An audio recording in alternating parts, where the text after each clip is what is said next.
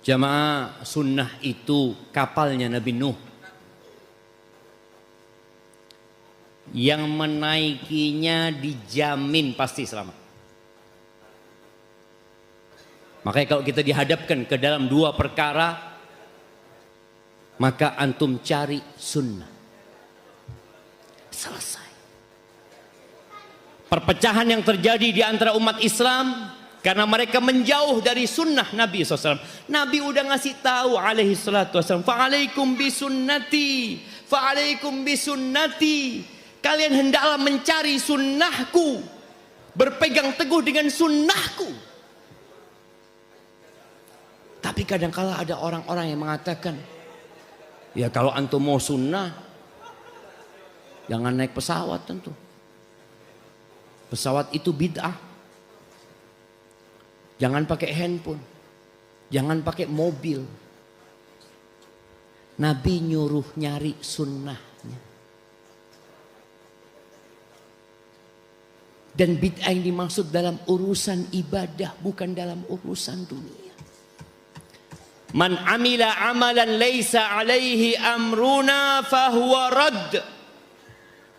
Barang siapa yang beramal satu amalan yang tidak ada tuntunannya dari kami, ditolak. Tapi tadi kita mengapati ada ustadz-ustadz, mungkin ada ulama yang mengatakan boleh, baik itu. Tapi yang lain mengatakan enggak. Jangan berspekulasi. Kayaknya mungkin baik. Udah sunnah. Selesai. Dan orang yang mengamalkan sunnah Nabi alaihi salatu wassalam akan selamat dari kebingungan. Ada jaminan keselamatan buat dia. Perselisihan-perselisihan yang terjadi, dia tenang. Kenapa? Oh, udah mana sunnahnya Nabi? Tanya sama gurunya, tanya sama ustadznya. Mana yang dilakukan Nabi SAW? Oh, Nabi nggak melakukan yang seperti itu. Terus ya udahlah. Daripada kita berdebat, berpecah belah, udah kita jalankan yang Nabi jalankan. Kita amalkan yang Nabi perintahkan.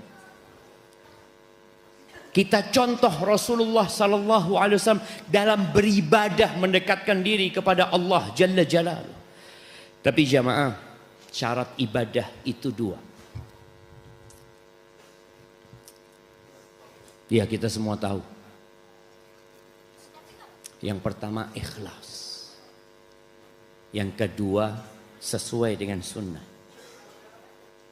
Boleh jadi antum sudah sesuai dengan sunnah, tapi antum masuk neraka.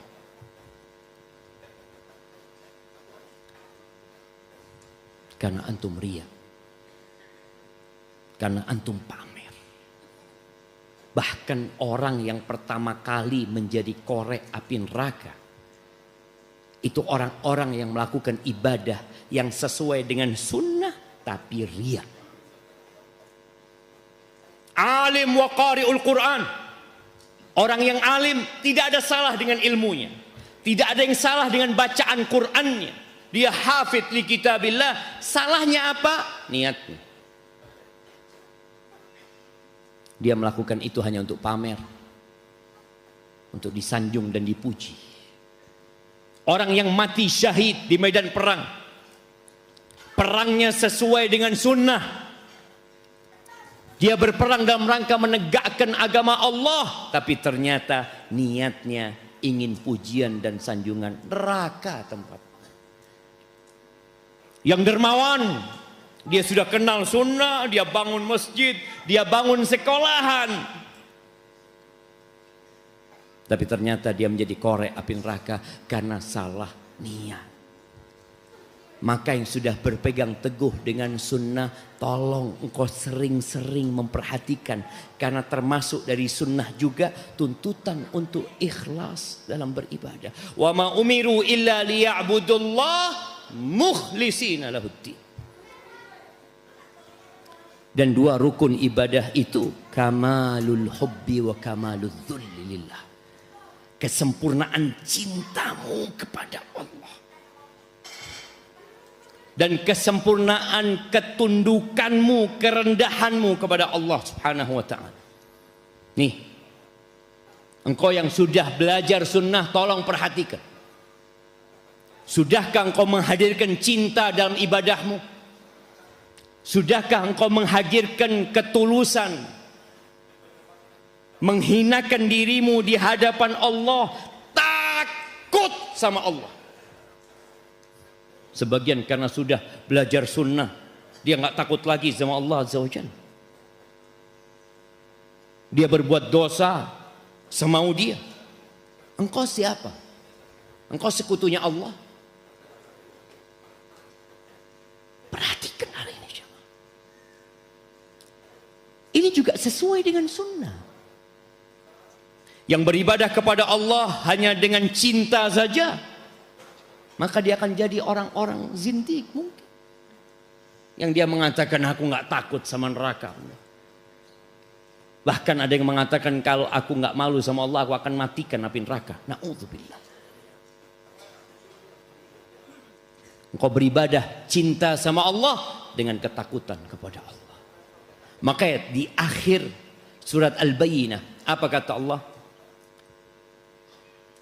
Innal ladzina amanu wa 'amilus salihati ulaika hum khairul bariyah jazaohum 'inda rabbihim jannatu 'adnin tajri min tahtihal anhar khalidina fiha abada radhiyallahu anhum wa radu an dzalika liman khasyiya rabbah.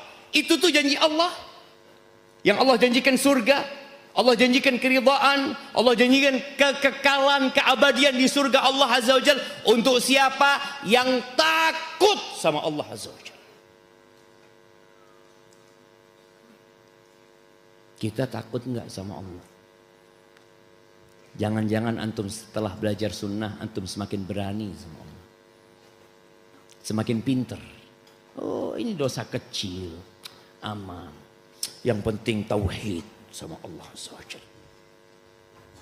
Kesempurnaan tauhid antum dengan kesempurnaan rasa takut antum kepada Allah Azza wa Jalla dalam beribadah. Takut jemaah. Semua kenikmatan yang ada pada diri kita, kalau Allah mau ambil, Allah hanya mengatakan kun, selesai.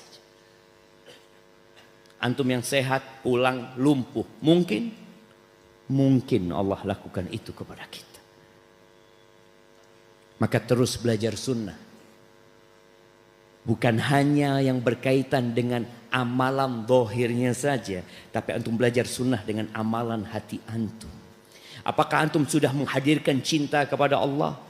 Apakah antum beribadah kepada Allah hanya dengan rasa takut saja? Kemudian muncul orang-orang khawarij yang mengkafirkan orang lain semena-mena.